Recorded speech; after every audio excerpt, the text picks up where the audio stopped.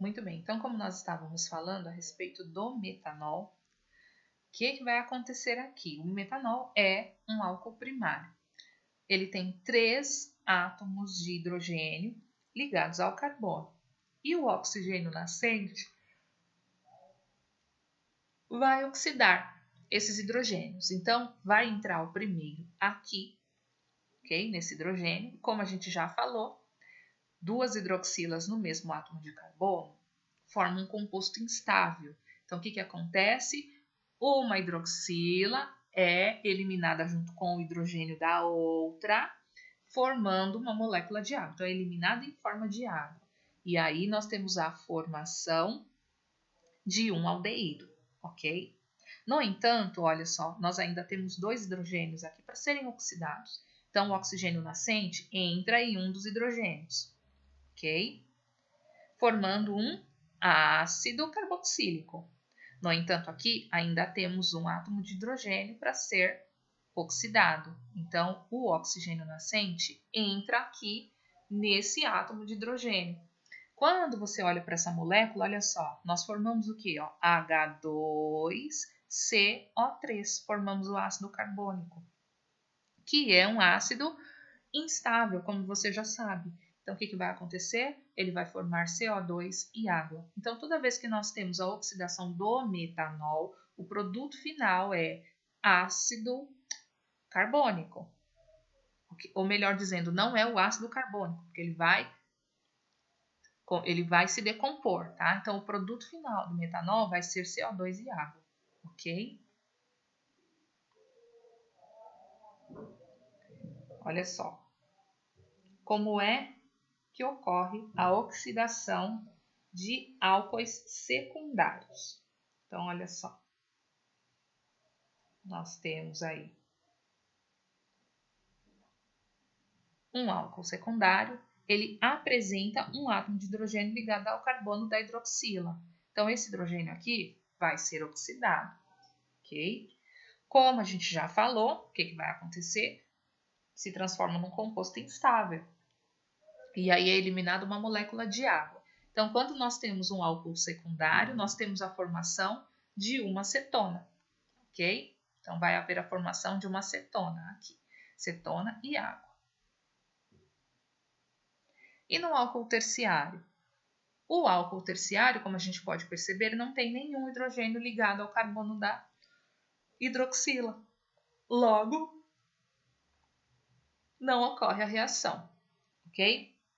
Então, em resumo, se nós tivermos um álcool primário que não seja o metanol, o que vai acontecer? Vai haver a formação de aldeído se for uma reação de oxidação parcial, certo? Se for oxidação total, nós formaremos ácido carboxílico. Se for um álcool secundário, nós vamos formar cetona, ok? E se for terciário, não ocorre. E se for o metanol, especificamente metanol, nós formaremos CO2 e água, ok? Agora, olha só, nós vamos falar sobre a oxidação branda e enérgica, ok? Na oxidação branda e enérgica, nós utilizamos como agente oxidante permanganato de potássio ou de cromato de potássio, ok? E aí, o que acontece? Se a reação vai ser branda ou se ela vai ser enérgica, vai depender do meio em que esse oxidante for colocado, ok?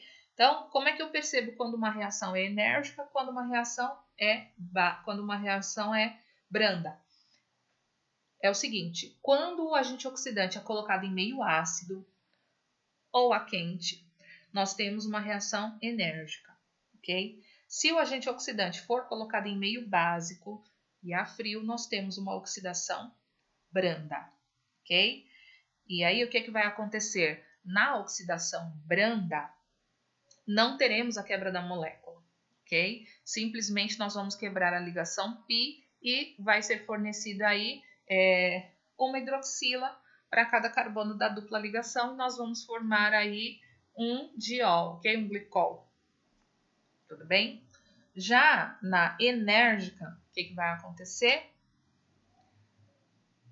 Olha só, nós vamos romper a dupla ligação, tá? Nós vamos romper a dupla ligação. Ou seja, nós formaríamos dois novos compostos, tá? Então, você vai analisar aí, olha, você vai analisar as duas partes do composto, tá? Analisa as duas partes do composto.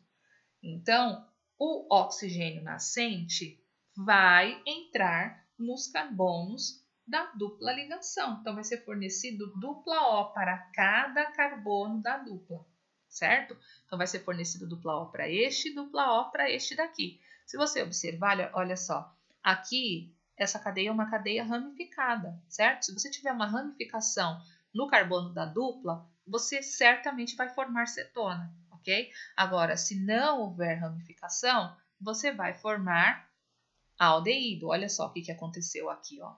Esta ligação dupla foi rompida, foi fornecido dupla O para cá. Olha só, formamos um aldeído, ok? Agora, observa o outro lado da molécula. A ligação dupla foi rompida, entrou um dupla O, foi fornecido dupla O para esse carbono aqui. Então, nós formamos cetona. No entanto, aqui a gente ainda tem um átomo de hidrogênio para ser oxidado. Então, o que vai acontecer? Vai haver a formação do quê? De um ácido carboxílico. Então, o produto final aqui seria ácido carboxílico e cetona.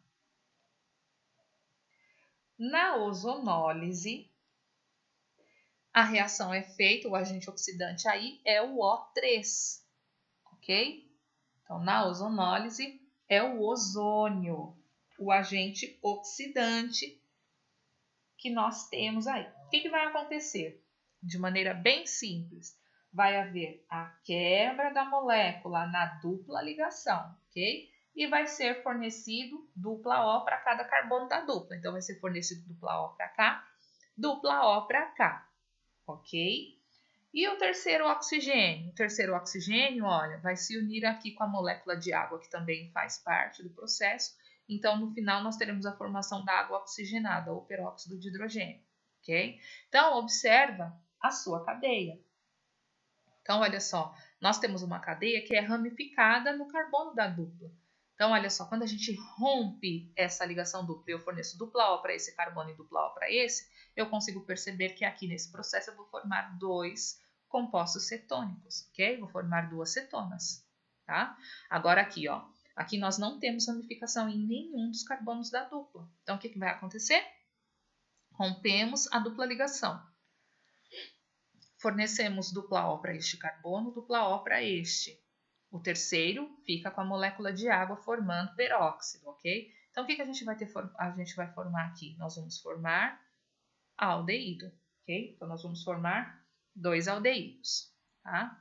Agora, aqui, ó, nesse caso, olha só, vamos cortar a molécula aqui na dupla ligação. Eu tenho uma parte aqui, ó, ramificada e a outra não, ou seja, aqui eu vou formar um aldeído e aqui uma cetona, ok? Então, o objetivo da ozonólise é formar aldeídos ou cetonas. Então, fique atento, se a cadeia for ramificada no carbono da dupla, certamente você vai formar pelo menos uma cetona, tá? Se for nos dois, você vai formar duas cetonas. Se você não tiver nenhuma ramificação nos carbonos da dupla, você vai formar somente aldeídos.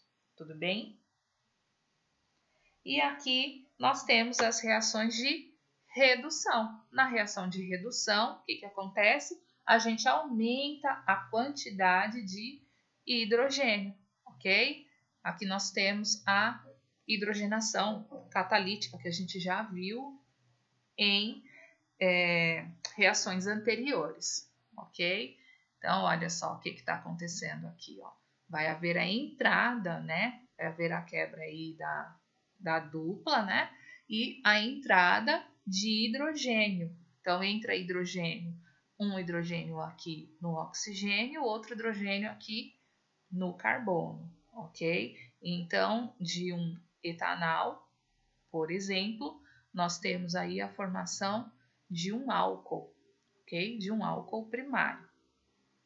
A mesma coisa aqui, ó, nós temos uma cetona, da mesma maneira. aqui vai ser rompida a ligação π, então entra um hidrogênio neste oxigênio, teremos um elétron sobrando no carbono, o outro hidrogênio entra neste carbono, e nós teremos a formação de um álcool secundário, ok? Então, no processo de redução, se nós tivermos um aldeído que sofre redução, ele vai formar um álcool primário. Da mesma forma, né? Se você tem o álcool primário, se sofrer oxidação, forma um aldeído, ok? Acetona, se sofrer redução, forma álcool secundário, que foi o processo inverso que nós vimos, certo? Se sofrer oxidação, o álcool secundário volta a ser cetona.